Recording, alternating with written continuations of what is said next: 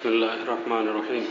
আমাদের প্রাণপ্রিয় পীর ও মুর্শিদ তর্জমানে কাবির আরিফ বিল্লাহ শেখুল হাদিস শেখুল উলামা হযরত মাওলানা শাহ আব্দুল মতিন বিন হুসাইন সাহেব দামাত বরকাতুহুম আমাদের জন্য, মুসলিম জাতির জন্য এক আসমানি নেয়ামত। আসমানি নেয়ামত যিনি হবেন, তার জবান থেকে যেটা আসবে সেটা আসমানি সেন্টারের বর্ণনাই হবে। হযরত ওয়ালা দামাত বরকাতুহুম কে আল্লাহ কি কি নেয়ামত দিয়েছেন। নেয়ামতের জন্য পাত্রও দরকার হয়। দুনিয়ার বড়রা যদি মনে করে ওই এলাকায় আমাদের একটা লোক দরকার, তো খোঁজে আমাদের যোগ্যকে, আমাদের কথা বোঝে, এরকম খোঁজে না? তো আসমান থেকে কোনো কিছু পেতে হলে তো আসমানওয়ালা তো খুঁজবে কার দিলটা এরকম আছে। সব সাফ সাফ সোজা সোজা কথা, তাই না? আল্লাহ মেহরবানি করে হযরতকে যা দিয়েছেন, আল্লাহ আমাদেরকে কদর করার তৌফিক দান করেন। আল্লাহ আল্লাহদের বিভিন্ন রং থাকে। তাদের খাওয়া দাওয়ার একটা রং, মানে কি কেমন খান, চলাফেরার একটা ঢং, কথা বলার একটা ঢং, পোশাক আশাকের একটা ঢং, সব কিছুই আল্লাহর কাছে পছন্দনীয়। কিন্তু কিছু কিছু ঢং থাকে যেগুলো সম্পূর্ণ বিরল, যেটা অন্যদের কাছে গেলে এটা পাওয়া যায় না। এরকম কিছু থাকে। এর মধ্যে একটা হলো ফটো সম্বন্ধে হযরত যেভাবে বলেন, প্রাণীর ফটো তোলাতুলি থেকে বিরত থাকা, ঘরে বাইরে নিজের দিলকে হেফাজত করা। জরুরতের কারণে তো অনেক জিনিসের অনুমতি হয়, জায়েজ হয় না। অনুমতি এক জিনিস, জায়েজ সম্পূর্ণ আরেক জিনিস। যারা ডাক্তার বা আমরা ডাক্তারদের বিষয়গুলো কম বেশি বুঝি, এমন জায়গায় চিকিৎসা করতে হবে যে স্বাভাবিকভাবে ওটা জায়েজ নেই, সতরের, মহিলা হোক পুরুষ হোক, কিন্তু চিকিৎসার প্রয়োজনে ওটা দেখা অনুমতি। যখন দেখার দরকার নাই, চিকিৎসার দরকার নাই, এখন দেখাও জায়েজ নাই, দেখানো জায়েজ নাই, স্বাভাবিক কথা। তো একটা জিনিস নিষেধ, কিন্তু সেই জিনিসটা জরুরত, প্রয়োজন মাফিক অনুমতি। যতক্ষণ প্রয়োজন ততক্ষণ অনুমতি, জরুরত নাই অনুমতিই নাই। ঠিক আছে না? তখন যেই ক্ষেত্রে শরীয়ত অনুমতি দিয়েছে, সারা বিশ্বটা তা সব ওলামাদের নিয়ন্ত্রণে না, সে দেশেও চলাফেরা করতে হবে। দেশের মধ্যে বিভিন্ন পরিবেশ আছে, তো শরীয়তকে সামনে রেখে ওনারা জরুরতন যেটার কথা বলছেন এটার অনুমতি। এই যে শরীয়তের একটা অবস্থান, সীমা নির্ধারণ, একদম এইভাবেই নিজেকে গড়া এরকম মানুষগুলো এই যুগে একদম বিরল। আর যদি সেই মানুষদেরকে খোঁজ করতে আমরা বের হই, তাহলে মনে হয় আমাদের সারা দেশে হযরত শীর্ষে থাকবেন। ঠিক আছে না? আরও অনেকেই আছেন, কিন্তু হযরত যেখানেই যান, মাহফিলের বিষয় আমরা দেখি যে আসছেন, বেশ অনেক মানুষ মিলে মাহফিল এর জন্য আসছেন। কি বিষয়? হযরত আমাদের এলাকায় অনেক মানুষ, অনেক বিশাল বড় মাহফিল, হযরত ওখানে তাশরিফ নিয়ে যাবেন। বলে না, ওখানে ফটো তোলাতুলি হয়, আমি ওখানে যাব না। কিছু জায়গার কথা তো আমার মাধ্যমে এসছে, আমি বললাম না, হযরত কোশ্চিনকালে ওখানে যাবেন না, হযরত এখানে অনেক বড় মজমা। আমি বললাম যে মজমা হলেই হযরত যাবেন না ওখানে। কেন? এই ফটো তোলাটা, প্রাণীর ফটো তোলা, মজমার ফটো তোলা, এগুলো ইসলামে জায়েজ নাই। আমাদের কিছু লোকের এখন অবস্থা দেখে মনে হয় যেন এটা কোনো ব্যাপার না।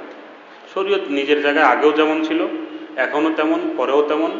জরুরত, প্রয়োজন সব যুগেই আছে, সেটার হিসাব জরুরত যেমন, অনুমতি তেমন। জরুরত যতক্ষণ, অনুমতি ততক্ষণ। সব কথা না? অনেক মানুষ মনে করে কে পোস্টার আসছে, হযরত চলে আসছেন, গেলেই মনে হয় হযরতকে পাওয়া যায়। আমি এর আগে দেখছি লক্ষ্মীপুর থেকে, তো ওই সময় লক্ষ্মীপুরের যে মেয়র ছিলেন উনি জীবিত ছিলেন। হযরত ওয়ালা দামাত বরকাতুহুম লক্ষ্মীপুরে তাশরিফ নিয়ে যেতেন, তো মেয়র সাহেব হযরতের সাথে সাথে থাকতেন এবং ওনার গাড়ি বলতেন, হযরত আমার গাড়িটা আপনি ব্যবহার করবেন। তো ওই সময় কি হয়েছে, কোথায়, হযরত বলছেন আমি ওই দিকে যাব না, ওখানে মাহফিলে যাব না। আল্লাহ আল্লাহ, এই এক হাইজ ভর্তি। ওই যে লক্ষ্মীপুরের এক হুজুর আছেন, এনার আব্বাও ছিলেন, তো এক হাইজ ভর্তি এসে ওনারা আছেন। হজরতের রুমে গেছি, দেখি হজরত অন্যকে জিজ্ঞাসা করছেন, আরে ভাই যে কি হয়েছে? হজরত লক্ষ্মীপুরওয়ালারা আছেন, তাদেরকে চলে যেতে বলো। কেন আছে? একদিন গেছে, 2 দিন গেছে, হজরত ওনারা তো অমনি পড়ে আছেন। বলে খাই, এখানে থাকি, হজরতের কাছেই তো থাকি, যাবো কোথায়? তো এই যে 2 দিন 3 দিন এক হাইজ ভর্তি, হাইজ গাড়ি এখানে রাখা, এই যে 3 দিন ওনারা পড়ে থাকলেন।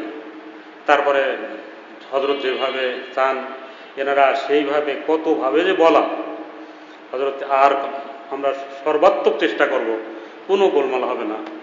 এটা একটা ইসলার একটা ঢং। হজরত থানভী রহমতুল্লাহ আলাইহি দেখতেন ওলামারা ইসলাহ হলে ওই তাদের দ্বারা তাদের মুতাল্লিকুন ইসলাহ হবে, এনারা যদি ঠিক না হয় তাহলে সব এরকমই থাকবে।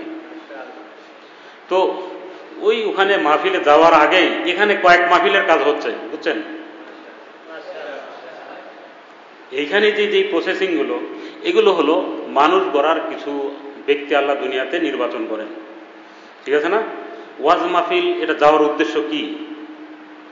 বিশাল বড় মাজমা আয়োজন করার উদ্দেশ্য কি? দিনই পরিবেশ সৃষ্টি করা। তো দিন আগে দিলে আসবে, আগে দিলে আসবে। দিল তৈরি হলে তখন এটার বহিঃপ্রকাশ ঘটবে। নাইলে এগুলো আর্ট, কিছুক্ষণ থাকে তারপর আর এগুলো থাকে না, ঠিক আছে না? তো হযরত আলা দামাত বরকাতুহুর এখানে যারাই মাহফিল নিতে আসেন, তো এমন না যে ঝট করে তারা মাহফিল পেয়ে যান। আর যাদের এখানে দেখছেন আলহামদুলিল্লাহ খুব সুন্দরভাবে তারা ব্যবস্থাপনা করে এবং মজবুত ব্যবস্থাপনা থাকে, ভলেন্টিয়ার থাকে স্টেজের মাঝখানে, চতুর্দিকে বড় বড় ব্যানার লাগানো থাকে, ফটো তুলবেন না, সম্পূর্ণ নিষেধ, সম্পূর্ণ হারাম, আপনারা কেউ ফটো তুলবেন না, নর্মাল ঢং। এগুলো ঢং না, আমরা সতর্ক থাকি কেউ যেন ফটো না তোলে, এরকম ভাষা না, সম্পূর্ণ হারাম, ডাইরেক্ট কথা। যেটা হারাম একদম হুবহু শরীয়তের ভাষায় বলা, ঠিক আছে না? এটা নাজায়েজ, এটা লানতের কাজ। অনেক বছর আগে কিশোরগঞ্জে হযরত এক মাহফিলে গেছেন, ওই রেকর্ডিং আমার কাছে আসছে। আগে তো আমি ওই সময় বয়ানও শুনছি। আল্লাহ এত জোরে মাইকে ধমক দিয়েছেন, ওই সামনের লোকগুলো পর্যন্ত ভয় খেয়ে গেছে। ওই তাকে পেলে যে কি করতেন আল্লাহ জানে। কেননা যে আল্লাহর জন্য বলে, আল্লাহর জন্য বসে, তার তো কোনো ভয় নাই। আরো বিভিন্ন সময় এমন জিনিসগুলো আসছে, আমি আবার ওগুলো আলাদা করে দিয়েছি, এগুলো টেলিগ্রামে আলাদা করে দিয়েছি। এটা ওই আমি এ বিষয়ে অভিজ্ঞ না, অভিজ্ঞ মানুষ অনেক আছে, আমি যতটুকু জানি ততটুকু কাজ করে আপনাদের খেদমতে পেশ করি। এই বয়ানের গ্রুপে ঢুকলে এই ডান পাশে 3টা ফটো আছে, ডট, 3 ডট, ওখানে আপনি লিখবেন ফটো। কি লিখবেন? Photo, PH photo. এখন লিখে দেখবেন এখানে আসছে কত, 145টা। কত আসছে? কিছু আরো কম হবে এতে।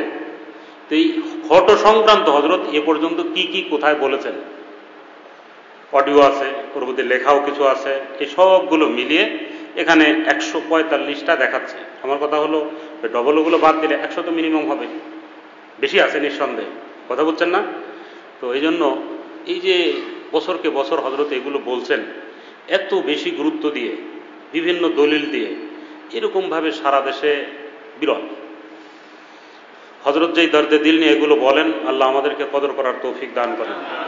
আমাদের প্রথম কাজ হলো কি, আমাদের মোবাইলকে পাকসাপ রাখা। মোবাইলটাকে কি এমনি মনে করলাম, কিন্তু মোবাইলে ফটো আর ফটো ভর্তি, সেই বিয়ের দিন আগের পরের, তারপরে কত কিছু আছে না, এগুলো বলে বাদ দেয় কেমন করে মানুষ? এগুলো বাদ দিলে মানুষ শেষে কত বড় দৌলত সে কি হবে, বঞ্চিত হবে, হারিয়ে যাবে না, বঞ্চিত হয়ে যাবে কবরে। এগুলো কাজে আসবে না, যেটা আমরা আখেরাতে কাজে আসবে না, এটা কোনো কাজ না। এটা আসলেও কি না, দুনিয়াটা তো আখেরাতের কামাই করার জায়গা। তো এখানে আপনি ওই কাজটাই করেন যেটা আখেরাতের জন্য কাজে আসবে। যেটা কাজে আসবে না সেটা কোনো কাজের মধ্যেই গণ্য না। আখেরাতের হিসাবে যেটা কাজ, আসল কাজ ওইটাই, বাকিগুলো কোনো কাজ না।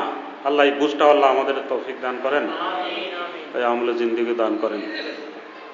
কয়েকদিন আগে একটা মেসেজ দিয়েছি, অনেকেই পড়েছেন মেসেজটা। উর্দু ভাষাতে, উর্দু ভাষীরা যখন পেয়েছেন তো ওনারা ব্যাপক প্রচার করছেন। হারাম শরীফ থেকে আমাকে একজন কল দিয়েছেন যে হযরত আসবেন কবে এদিকে? আমি বললাম যে এত তারিখে ওমরার 3রা ফেব্রুয়ারি এখান থেকে যাবেন, 16ই ফেব্রুয়ারি আবার 2026 সামনের বছরে আসবেন। মৌলানা রফিক সাহেবের অপেক্ষায় আছি। তো হুজুর বললেন আমি অনেক দূরে। স্বপ্নটা যিনি দেখছেন উনি দেখার পর আমাকে পাঠিয়েছেন। এর আগে বেশ স্বপ্ন উনি পাঠিয়েছেন আমার কাছে।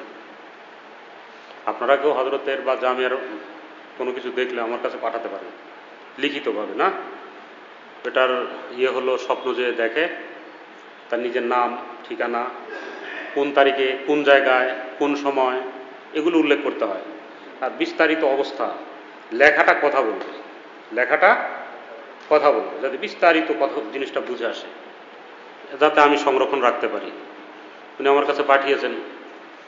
এরা উর্দু ভাষীরা পেয়েছেন, তো ওনাদের যত চ্যানেল আছে উর্দু খুব দিতে শুরু করছেন। আলহামদুলিল্লাহ আমরাও দিয়েছি। মানুষ দেশ বিদেশ থেকে অবাক হয়েছে যে সুবহান আল্লাহ, এই যুগেও এমন মানুষ আছে যে রসুল্লাহ সাল্লাহ আলাইস্লামের কাছে তার আমল যায়, রসুল্লাহ সাল্লাহ আলাইস্লাম খুশি হয়ে সেই খুশির প্রকাশও করেন। এটা হলো তাদের কাছে বিস্ময়। বুঝে আসছে না? আজকে আমরাও এখানে বসছি, আমরা বুঝি, তো আমাদের আমল নামও সেখানে যায়, যাতে আল্লাহ রসুলের পছন্দ হয়, সে আমল আল্লাহ আমাদের নসিব করে দেন। আমি এই স্বপ্নটা শোনাই। বলছেন হাফেজ মোহাম্মদ আবুল কাসেম, রিয়াদ, সৌদি আরব, 10 জুমাদুল উলা 1447, 1 নভেম্বর, শুক্রবার দিবাগত শেষ রাত। তো শুক্রবার দিবাগত শেষ রাত হলে সেটা কয় তারিখ হয়? শনিবার পড়ে যায় না? শনিবার কি 31 না পহেলা? পহেলা না? তো সে পহেলা লেখে, 31 লেখে। পরে আমাকে জিজ্ঞেস করে হুজুর এটা কি 31 হবে না হবে? আমি বললাম 12টার পরে পহেলা, যেহেতু স্বপ্ন দেখছে যে এই টাইমে, সে টাইম তো কি। পরে আবার লেখার এটা তারিখটা ঠিক করছে। আমরা স্বাভাবিক এরকমই ধরি, তাই না? 1 নভেম্বর। আগে আমার কাছে পাঠিয়েছিল 31। তো এখন সব জায়গায় ওই 1 নভেম্বরই। তারপরে আমাদের আর সৌদির হিসাব আরবির একদিন আগ পিস। আমাদের 1 নভেম্বর হলো 9 তারিখ, এখানে আছে 10 তারিখ। অনেকেই আমাকে জিজ্ঞাসা করছে যে কি এই তারিখে তো অমিল, বুঝছেন না? তো তারিখ দিয়ে তো কোনো কথা না, বিষয়টা, স্বপ্নটা, এটা হলো মুখ্য বিষয়। ওনার হিসাবে তারিখ ঠিক আছে, ওখানে 10 তারিখ 1 নভেম্বর, আমাদের হিসাবে তো এটা না, ঠিক আছে না? শুক্রবার দিবাগত শেষ রাতে খাবে দেখি রওজা পাকের আশেপাশে বিধর্মীরা মুসলমানদেরকে মেরে ফেলছে। আমি অনেক কষ্টে রওজা শরীফে প্রবেশ করি। নবীজি সাল্লাল্লাহু আলাইহি ওয়াসাল্লাম আমাকে দেখে বললেন, আবুল কাসেম, দুনিয়াতে এখন অনেক ফিতনা ফাসাদ চলছে, তার কারণ হলো আল্লাহওয়ালাদের থেকে বিচ্ছিন্ন হওয়া। সুবহানাল্লাহ। আর তো কিছু লাগে না। হযরত আল্লাহ দামাত বরকাতুম কি এই কথাটাই বলতে থাকেন। যত গুমরাহি, সব গুমরাহির মূল কি? আল্লাহওয়ালাদের থেকে দূরে থাকা, আর কিছুই না। তো নবীর জবানে একই কথা স্বপ্নযোগে আল্লাহ রসুলের থেকে একজন শুনতে পেয়েছেন, আমরা ওইটা লেখার আকারে পাচ্ছি, ঠিক আছে না? এবং অপ্রয়োজনীয় ছবি ও ভিডিও করা, অপ্রয়োজনীয়, একটা হলো প্রয়োজন, এটা তো জরুরত, যেটা আমি আলোচনা করলাম না। তুমি আব্দুল মতিন বিন হুসাইন, ব্র্যাকেটে লেখা আছে পীর সাহেব ঢালকানগর, ও তোমার শায়েখ, ওরা তার শায়েখ হলো মুফতি ইয়াহিয়া। মুফতি ইয়াহিয়া সাহেব মিরপুরের, উনি আমাদের হযরতের খলিফা, মাসিক ইজতেমায় বয়ান করেন অনেক সময়। তো এই যে ব্র্যাকেটে যেগুলো লেখা আছে, মূলত সেগুলো লেখা জানতো না। আমি বললাম যে এটা অনেক মানুষ বুঝবে না। তোমার শায়েখ, তোমার শায়েখ কে সেটা তো আর কেউ জানে না। এগুলো লেখার সময় এগুলো সাফ করতে হয়। রাসূলুল্লাহ সাল্লাল্লাহু আলাইহি সাল্লাম বলছেন তুমি শুনছো, দুইজনই ঠিক আছে, কিন্তু বাকিরা যখন শুনবে তো তোমার লেখাটা কি হবে? কথা বলবে। এজন্য যে কথাগুলো ওখানে ওই সময় নাই, কিন্তু উদ্দেশ্য ওটা ব্র্যাকেটে উল্লেখ করে দেওয়া, যাতে পরবর্তীতে পড়ার সাথে সাথে বিষয়টা পরিষ্কার বুঝে আসে। আর আব্দুল মতিন কি হলো এখানে, তুমি আব্দুল মতিন বিন হুসাইন অর্থাৎ পীর সাহেব ঢালকানগর ও তোমার শায়েখ অর্থাৎ মুফতি ইয়াহিয়াকে আমার সালাম বলো। সুবহানাল্লাহ। আমরা এমন এক শায়েখ পেয়েছি রওজা থেকে যাকে সালাম পাঠানো হয়। সুবহানাল্লাহ, ঠিক আছে না? যাদের দেখলে আল্লাহর স্মরণ হয় তাদের মাকাম কত। আর আব্দুল মতিন বিন হুসাইন অর্থাৎ পীর সাহেব ঢালকানগর, সে আলহামদুলিল্লাহ এ ব্যাপারে খুব সতর্ক থাকে। এই যে শব্দটা, খুব সতর্ক থাকে এবং সতর্ক করে। নিজেই যে থাকে তা না, সতর্ক করে।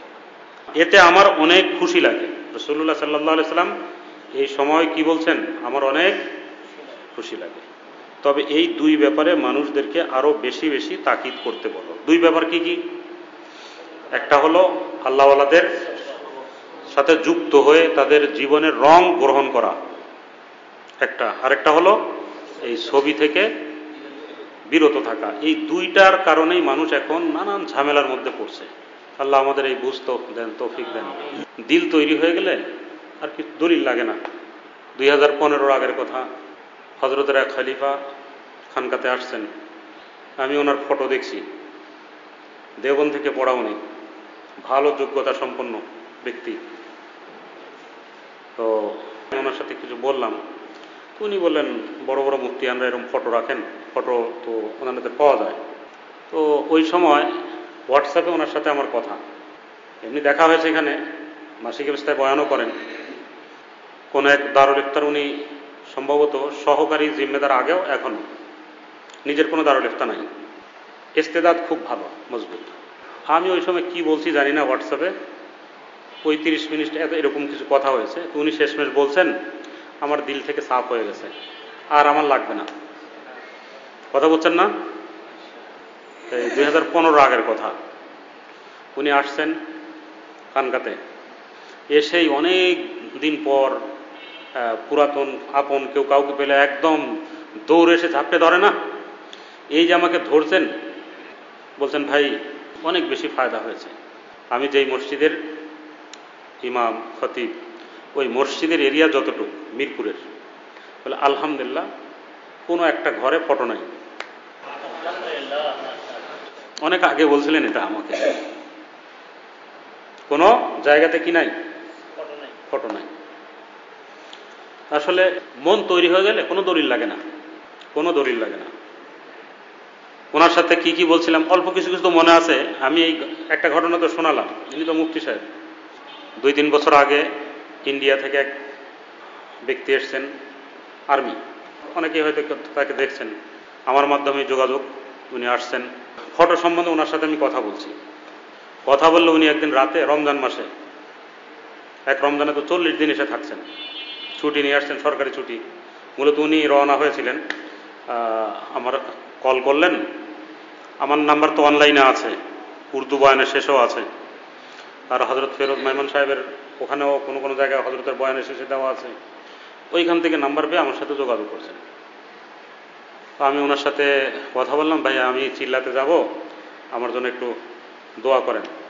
তা আমি ওনাকে বললাম, ভাই চিল্লা তো এর আগেও গেছেন, পরেও যাবেন, গেলে তো ভালো হয়, ফায়দা হয়, উপকার হয়, যা বলার বলছি। তবে আল্লাহওয়ালার কাছে এক চিল্লা লাগানোর নিয়ত করেন, অনেক ফায়দা হবে। তো উনি বললেন যে আমার জানি না, এই একটা কথা দিলে এমন লাগলো, মনে হচ্ছে একদম সুপার গুলু যেমন আছে না, এদিকে কথাটা একদম লেগে গেছে। আমি আর দেরি করি নাই, এজেন্সিকে আমি পাসপোর্ট দিয়েছি, আর সাথে সাথে ভিসা লাগছে। অথচ এইসব সরকারি ব্যক্তিবর্গের ভিসা লাগতে অনেক তদন্ত থাকে, বিভিন্ন বিষয় থাকে না। আর উনি জন্মগত উর্দু ভাষী, সেই হায়দ্রাবাদ, কোথায় দাক্ষিণাত্য আছে না, ওখানে রওনা হতে হতে মনে হয় রোজার 2-3 দিন পার হওয়ার পর উনি আসলেন শুক্রবারে বিকালবেলা।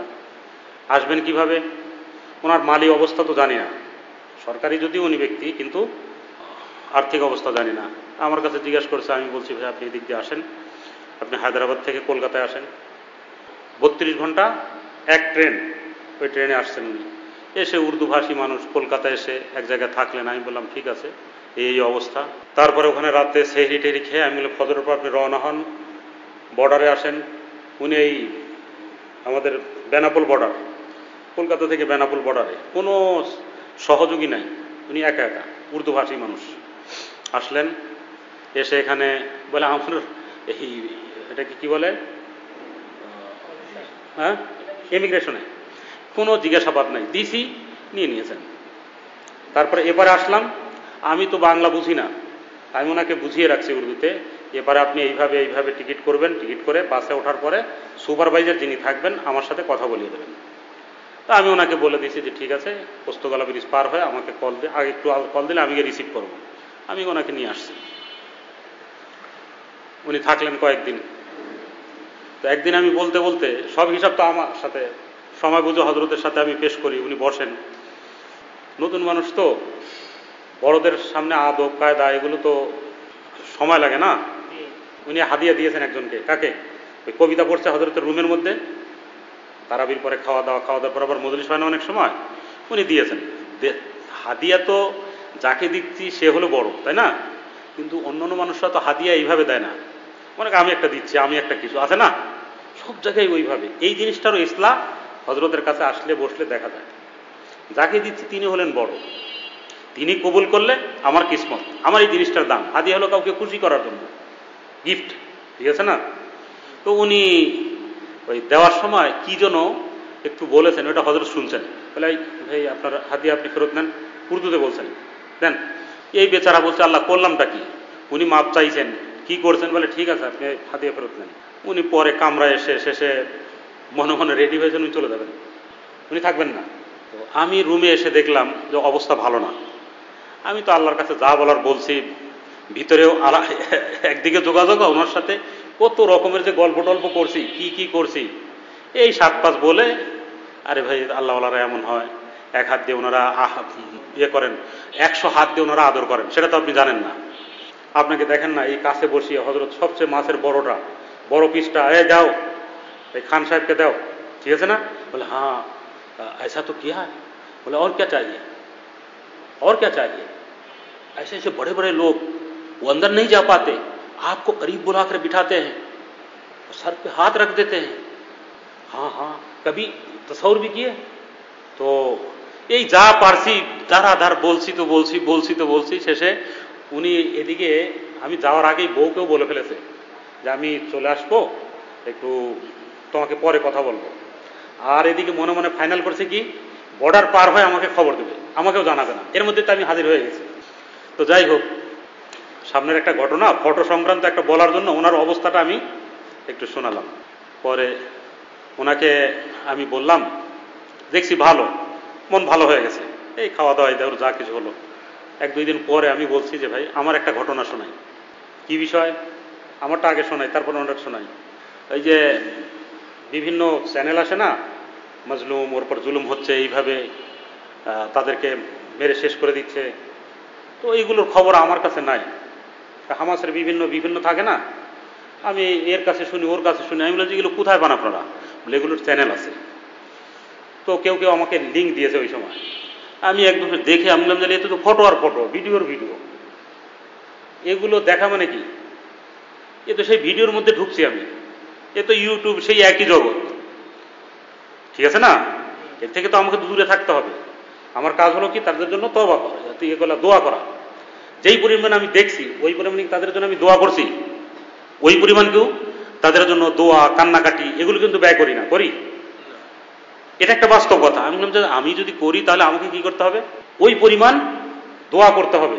এই সময়টা বাদ দিয়ে আমি তাদের প্রপার নির্যাতনের ইতিহাস এই আজকে থেকে না, অনেক বছর আগে থেকে এখন এটা জানাজানি হচ্ছে, পারলে আমি দোয়া করি, দৈনিক দোয়া করি।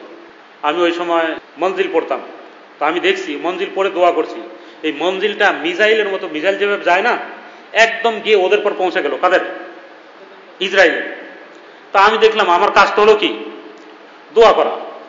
তো এই দোয়াটা যদি পৌঁছে যায়, এটা কাজে লাগলো, তো আমার মূল কাজ হচ্ছে, আলহামদুলিল্লাহ। এরপরেও আমি মনে করছি না, এগুলো সব বাদ, এগুলো সব কি, সব আস্তে আস্তে আমি সব চ্যানেল এগুলো কি আছে সব ডিলিট করে দিয়েছি। এগুলো আমার কাজ না, আমি তো মানুষকে এগুলো না করি। আমি এই কারণে তো আমার দেখা ঠিক না। যাই হোক, 24 না কি 23 কি এতে সালানা পরীক্ষার সময় মাদ্রাসার খেয়ার, আমি এই নিগরানির জন্য যাচ্ছি, মাদ্রাসার গাড়িতে বসছি, ইকুরিয়া বাইপাস এটা পার হয়ে গেছে। আমি মোবাইলের মধ্যে কাজ করছি, কোথায় কি আছে কোনোটাই যেন না থাকে। রাতে সারা রাত কাজ করছি যে কোথায় এটা আছে দেখি, আর কোন জায়গায় আছে কিনা। আমার আর ভালো লাগছে না, দেখার পরেও তওবা করি, আল্লাহ এটা তো কি করলাম না করলাম, আল্লাহ মাফ করে দেন, আমি জানি এটা নাজায়েজ, আমার জন্য এটা অনুমতি নাই। আচ্ছা, শেষে তন্দ্রা, চোখ লেগেছে, ঘুম না, দেখি লম্বা সুদর্শন এক ব্যক্তি, আমি হাত উঁচা করলে, দাঁড়িয়ে হাত উঁচা করলে যতটা হবে এরকম এক লম্বা ছিপছিপে কালো চেহারা, চুল কোকড়ানো, গায়ের রং অনেক আকর্ষণীয়, আর জামাটা অনেক ধবধবা, এক সৌদি জুব্বা আছে না, এত সাদা ধবধবে জামা, আর চেহারাটা অনেক কালো আকর্ষণীয়, মাথার চুল কোকড়ানো, মাথা খালি। তো এসে বলছেন, রাসূলুল্লাহ সাল্লাল্লাহু আলাইহি সাল্লাম বলছেন এখনো একটা ভিডিও বাকি আছে। আমি বললাম যে কি ব্যাপার, আমি তো সব ডিলিট করলাম, বাকি থাকলো কই? যাই হোক, আমি শেষে তওবা করলাম যে না, যেহেতু রাসূলুল্লাহ সাল্লাল্লাহু আলাইহি সাল্লাম নিজে খবর পাঠিয়েছেন, তো এটা নিঃসন্দেহে সত্য, আমাকে খুঁজতে হবে। তো ওখান থেকে জামিয়ার গাড়িতে বসে 10 মিনিট পর্যন্ত আমি খুঁজতে থাকছি, কোথাও পাই নাই। শেষে আমি যেখানে গিয়ে বসি, ওখানে বসে খুঁজছি যে কি ব্যাপার, দেখি এটা তো নিঃসন্দেহে আছে কোথাও।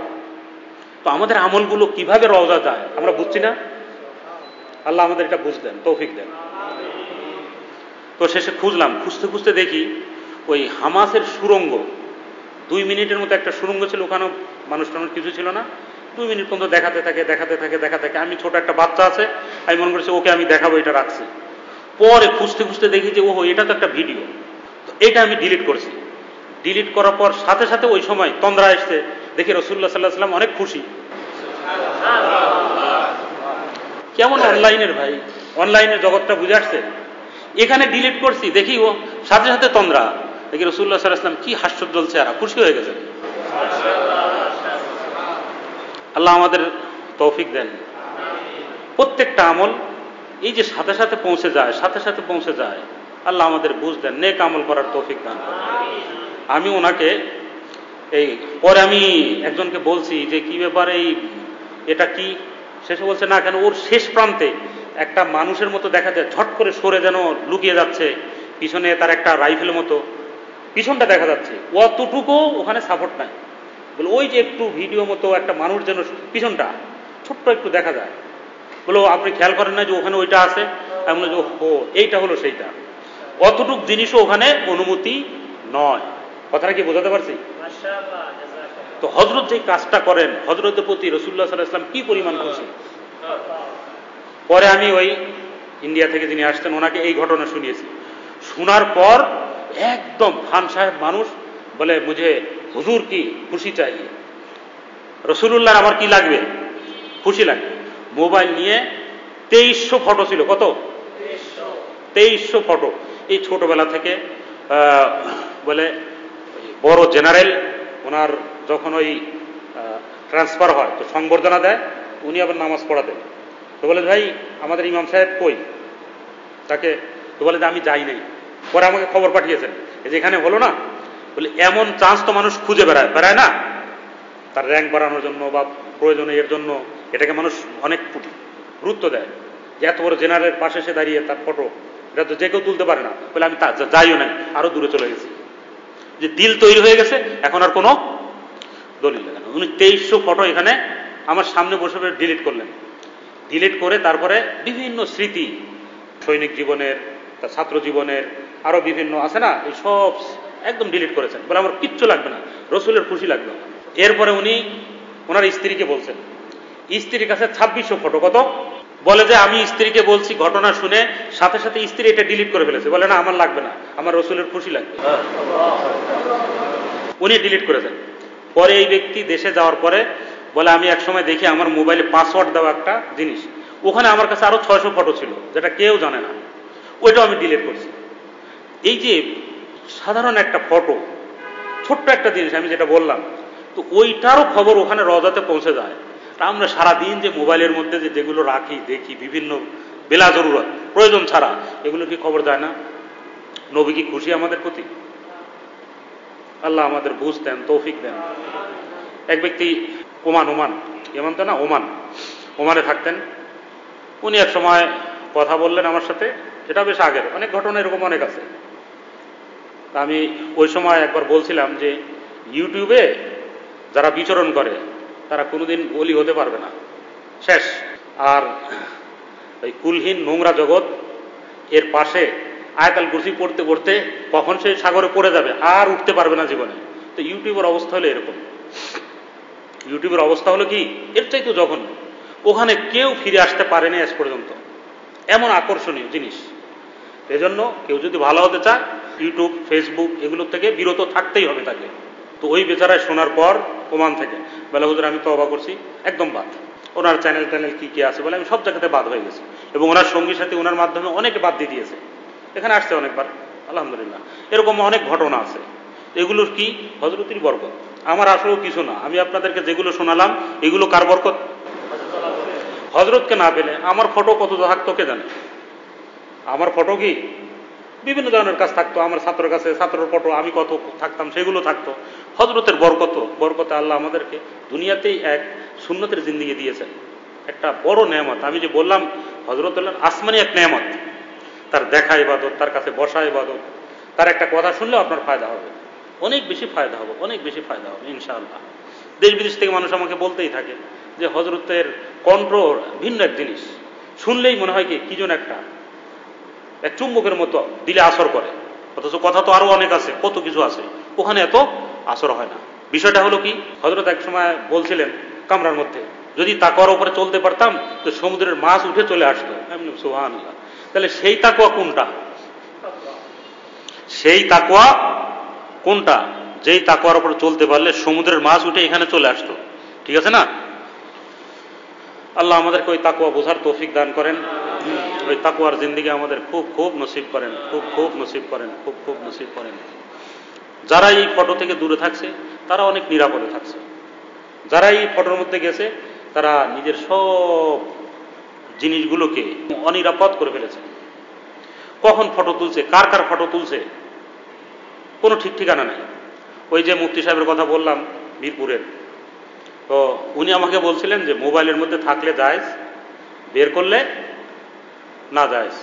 আমি ওনাকে বললাম ওই সময় যা বলছিলাম তার মধ্যে একটা, যে ধরেন এক ব্যক্তি এই ভিতরে ডাকাতি করবে, তো একজনের দিয়ে ওই সব ভিডিও করে নিয়ে সে চলে গেছে, পরে এসে ঢুকলে বলে এই অমুক জায়গায় এটা আছে, এটা আছে, এটা আছে, দেখ বের কর। তো বলে যে নাই তো নাই, এখন থাপড়ায় আর বলে যে বের কর, ওই অমুক জায়গায় এটা আছে। বলে কিন্তু মোবাইলেরটা যেটা বললো সেটা ঠিক কিনা, ওই যে ফটো দেখে দেখে বলছে দেখে যে এইখানে এইটা আছে, এইটা আছে, এই এক কথা ওনাকে বলছি। তো এটা গ্রহণযোগ্য কিনা, ঠিক আছে না? আরেক কথা হলো কি, আপনার সাথে আমি মোবাইলে কথা বলছি, হঠাৎ করে আপনার ওয়াইফ আপনার স্ত্রী পিছন দিকে গেছে, কাকে দেখলাম? আপনার বোন গেছেন, মা অনেক সময় ঘরের মধ্যে চলাফেরা করে না, আমি কাকে দেখলাম? দেখলামটা কাকে? তো উনি এই দুই কথার পরে থমকে গেছেন। উনি বলছেন না, এখানে আর আগানোর কোনো কিছুই নাই। উনি একদম চুপ হয়ে গেছেন, বলে আর কোনো দলিল লাগবে না।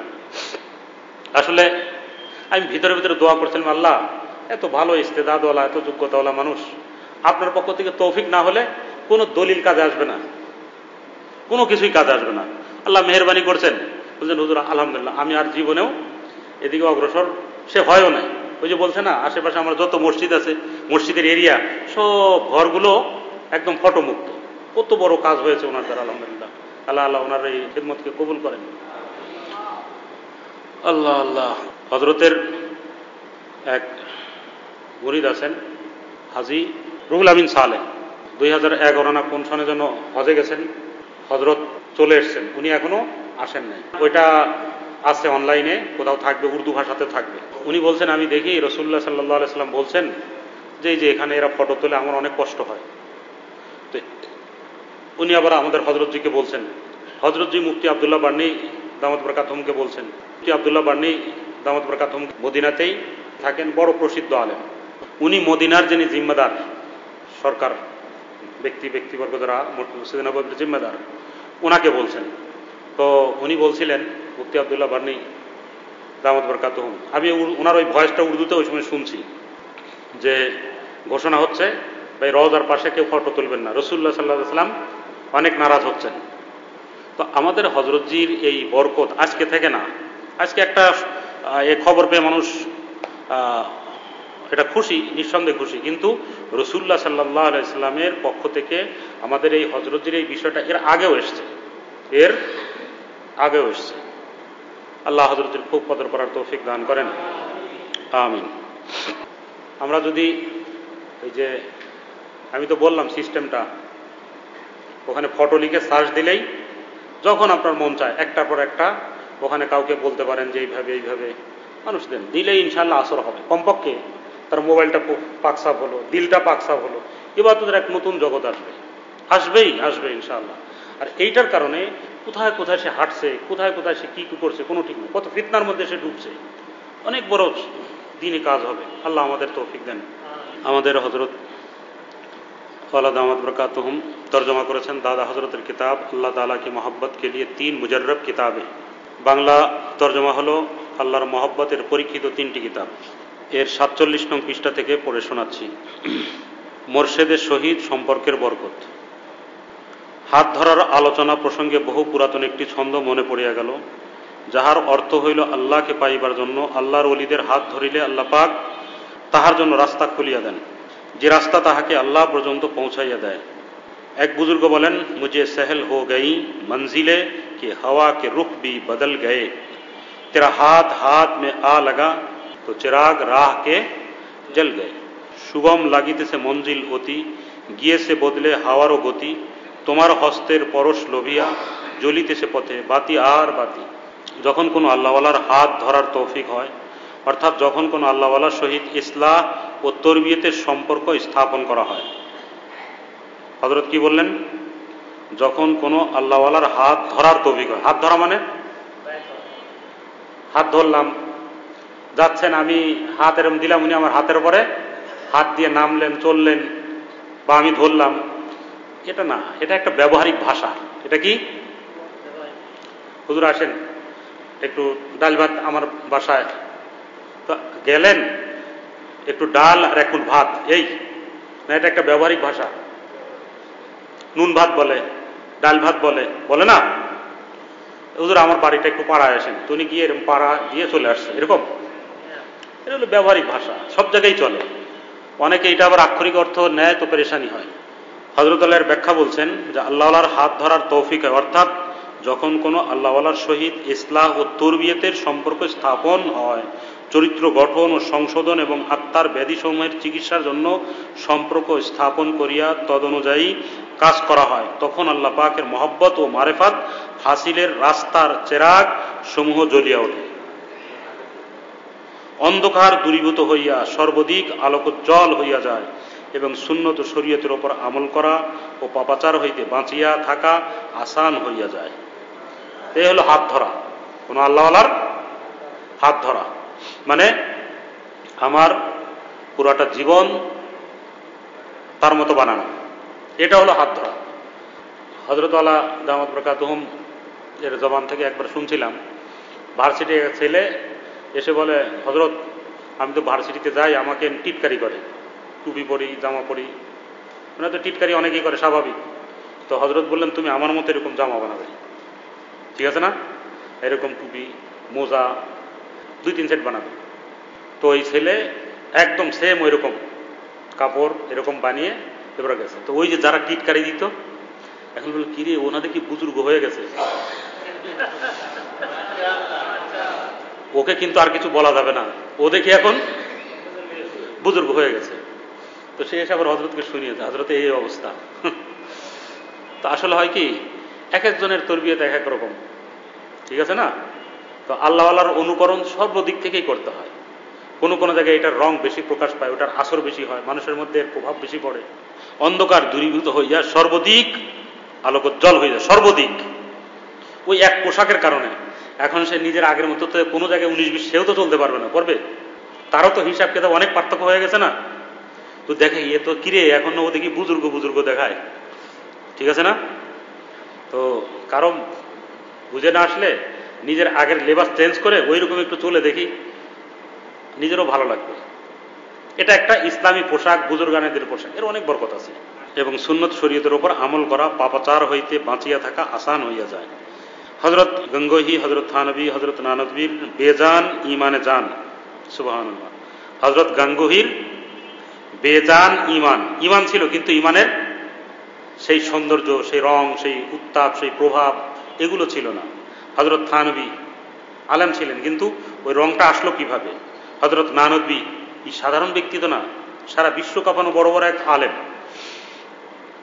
হাকিমুল উম্মত মুজাদ্দিদুল মিল্লাত হযরত মাওলানা শাহ আশরাফ আলী থানভী রহমতুল্লাহ বলিতেন, কোন কোন বেওকুফ এরূপ ধারণা করে যে মাওলানা কাসেম নানভী, মাওলানা রশিদ আহমদ গঙ্গোহী এবং মাওলানা আশরাফ আলী থানভী প্রমুখ আলেমগণ হযরত হাজী ইমদাদুল্লাহ সাহেব রহমতুল্লাহ আলাইহি এর হাত ধরিয়াছেন বলিয়াই তিনি এতটা সুখ্যাতি ও প্রসিদ্ধি লাভ করিয়াছেন। অন্যথায় কে চিনিত বেচারা হাজী সাহেবকে? এই কথা বলিয়া হযরত থানভী বড়ই জোশ ও আবেগাপ্লুত কণ্ঠে বলিতেন, আল্লাহর কসম, এরূপ মন্তব্যকারীরা বড়ই নাদান। তোমরা স্বয়ং ওই আলেমগণের নিকট জিজ্ঞাসা করিয়া দেখো যে হাজী সাহেবের হাত ধরার পূর্বে তাদের কি অবস্থা ছিল। ওই হাত ধরা মানে ওই যে ব্যবহারিক একটা ভাষা, মানে হাজী সাহেবের কাছে আসা যাওয়া, বসা, কথা মতো চলা, জীবন গড়া, এর আগে ওনাদের জীবনটা কেমন ছিল, আর হাত ধরার পর তাদের মধ্যে কি পরিবর্তন ঘটিয়াছে। হাজী সাহেবের তাল্লুক ও সোহবতের ফয়েজ লাভের পূর্বেও আমাদের মধ্যে এলেম ছিল, কিন্তু তা ছিল নিষ্প্রাণ। কে বলছেন? হযরত থানভী রহমতুল্লাহ আলাইহি নিজেই। পূর্বেও আমাদের মধ্যে ঈমান ছিল, কিন্তু তা ছিল নির্জীব, বেজান। অর্থাৎ সেই ঈমান ছিল ঈমানে আকলি ও ঈমানের ইস্তেদলালি, যা শুধু জ্ঞান বুদ্ধি ও যুক্তি বিবেচনার ফসল মাত্র। মহব্বত ও মারেফাতের রসহীন ওই ঈমানে জান ছিল না। আল্লাহ যা কিছু বলার তৌফিক দিলেন, শোনার তৌফিক দিলেন, আল্লাহ আমাদের জন্য দোনো জাহানের নাজাতের জারিয়া বানান এবং হযরত ওয়ালাদ আহমদ বরকতহমের যে মুবারক জিন্দিগি, এই জিন্দিগি আল্লাহ আমাদের মধ্যে দান করেন এবং সকাল সন্ধ্যা যেন হযরতের মতো হয়। হযরতের মহব্বত, মারেফাতের ঢং, জিকির ফিকিরের ঢং, চলা বলার ঢং, সবটাই আল্লাহ আমাদের মধ্যে মেহেরবানি করে দান করে দেন। আমিন। সাল্লাল্লাহু আলাইহি ওয়া সাল্লাম।